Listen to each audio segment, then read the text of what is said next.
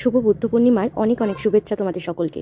আজ বুদ্ধ পূর্ণিমা উপলক্ষে সকালবেলা হঠাৎ ইচ্ছা হয়েছিল যে আমি একটু ঠাকুরকে ভোগ দেব।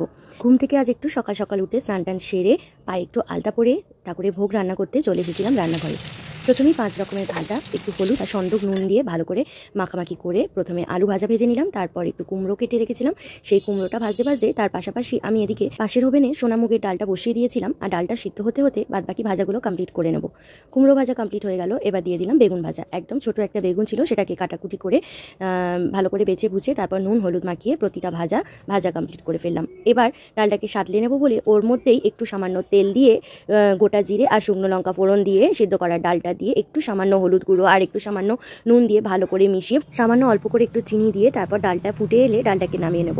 এদিকে ডালের পাশাপাশি বসিয়ে দিলাম আমের চাটনি। আমের চাটনিটা আজকে একটু গুড় দিয়ে করব, তাই প্রথমে আম কটা ভালো করে কেটে ধুয়ে একটু সামান্য সর্ষে আর শুকনো লঙ্কা ফোড়ন দিয়ে ভালো করে হলুদ দিয়ে নাড়াচাড়া করে সামান্য লবণ দিয়ে আমটা সিদ্ধ হয়ে এলে গুড় দিয়ে ভালো করে ফুটিয়ে নামিয়ে দিলাম।